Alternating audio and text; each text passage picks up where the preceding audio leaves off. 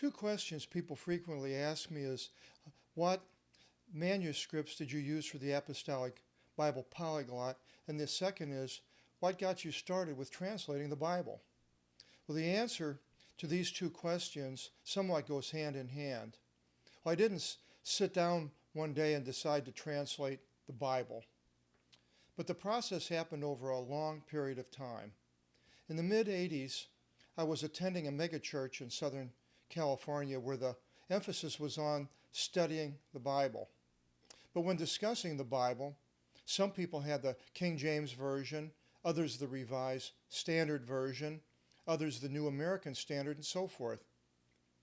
I wanted to know what God really had man to write down. So I took an interest in studying the Word in the original. I wanted to know what the Scriptures themselves said on certain words, not commentaries. So I began what I called the Word on the Word pamphlets. As I began this process, I realized that there were issues with English words.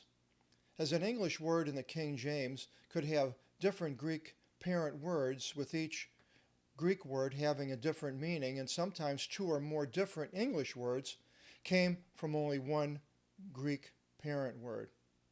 For example, the Greek word melos, the AB Strong number 3196, has three English words used for that Greek word: a strain, a limb, and a member. Also, the English words test and tempt had the same Greek parent word. So this led me to study the Greek New Testament text for the pamphlets. But I didn't want to limit the word study to just the New Testament, so I decided to check out the Hebrew Old Testament for these pamphlets word studies. But the Hebrew alphabet was completely different, and I decided that studying both languages was too much for me at the ripe age of 45. The New Testament Greek text that I was able to acquire was the George Riker Berry New Testament Interlinear, which was actually from the earlier work of Thomas Newberry. As you can see, the interlinear edition that I had was numerically coded to the Strong's numbering system. I thought that this was a great way to study the Word, and I knew that there was a Greek Old Testament called the Septuagint. But the only Septuagint that I could find back in the 1980s was the Lancelot Brenton translation, which was a side-by-side, not an interlinear. I enjoyed the interlinear format, but with lots of searching, I couldn't find a Greek Old Testament interlinear. So I began the process of developing a Greek Old Testament interlinear myself by typing the Greek text of the Brenton edition, which was based on the Codex Vaticanus. I wanted to know if there were other Greek Old Testament texts outside of the Vaticanus, and I went to various bookstores and was told that the Brenton Vaticanus text was the only translation of the Greek Old Testament in print.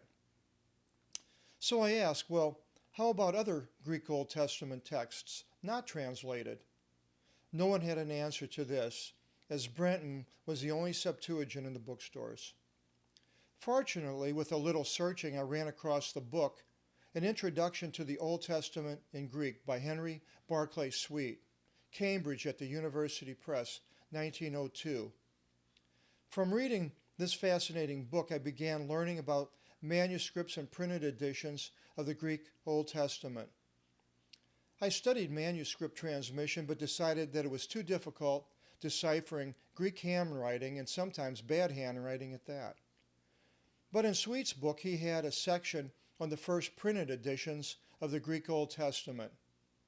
And I found out that there were two earlier printed editions of the Greek text, the 1517 Complutensian Polyglot 6-volume set developed in Alcalá, Spain, and the Aldine edition of 1518 developed in Venice, Italy. Well, the computer was at its infancy when I began typing the Brenton text into my Sanyo twin 5¼ floppy disk computer without a hard drive. After moving to the state of Oregon in 1990, I took a trip to the Mount Angel Benedictine Abbey and got acquainted with the Internet and World Wide Web. Their abbey had a fantastic library with the most up-to-date computer searching ability. This was back with the 2400 baud modem and the new World Wide Web. I did searches for copies of the Complutensian Polyglot and Aldine editions, and this led me to the National Library of the Netherlands, which had a copy of the original Aldine edition. I wrote them, and they graciously microfilmed the entire text of the Aldine Bible and sent me the microfilm roll, which I took to the local college and fortunately was able to print out the whole Aldine Bible with their microfilm reader printer. By this time, I'd typed out the complete Brenton Vaticanus Greek text in ASCII, a computer keyboard layout. So I began comparing the Brenton Vaticanus text with the Aldine text and found many variants, too many to go into detail here. So what to do? A trip to Archives bookstore in Pasadena, California, led me to purchase a true treasure, the 1709 Lambert Bose Septuagint. This was a much later Greek text in the Vaticanus family, but it had a plethora of variant readings in the footnotes of the book. I could now compare the footnotes with the variants with the Brenton text and the Aldine text and decide which text I thought was the best. But as I began this comparison using the Bose Bible, I soon saw more variants which differed from the Vaticanus and the Aldine texts, mainly from the 1517 Complutensian Polyglot. So I devised a scheme that where two variants agreed against one, to generally take the majority reading. If all three differed, then I would check with the Hebrew text. Through a search on the internet, I found that the 1517 Complutensian Polyglot had a facsimile copy and that one existed at the University of Washington in Seattle. So off I went to Seattle and copied the Complutensian Polyglot, and soon afterwards found the distributor of that facsimile 6-volume set in Spain. I ordered the set, and as a result, I now had in my possession the 3 earliest printed Greek texts of the Old Testament. In my studying the 3 texts, I found that the Complutensian Polyglot had a book and chapter canon that was almost identical to our current Textus Receptus canon of 66 books, excluding the Deuterocanonicals or Apocrypha, which I didn't consider as I wanted to complete the 66 books before tackling the Deuterocanonicals. As far as the New Testament text, I began to type out the Textus Receptus Greek text of Barry's Interlinear, which was based on Erasmus's 1518 Greek text. But I found that the 1517 Complutensian Polyglot predated Erasmus's text. So again, a decision was made to go with the majority reading of the New Testament text, greatly referring to Hodges and Farstad's The Greek New Testament According to the Majority Text by Thomas Nelson Publishers, 1982. So for over 27 years, I have been studying and developing the Apostolic Bible Polyglot, Interlinear, Greek, Old and New Testament.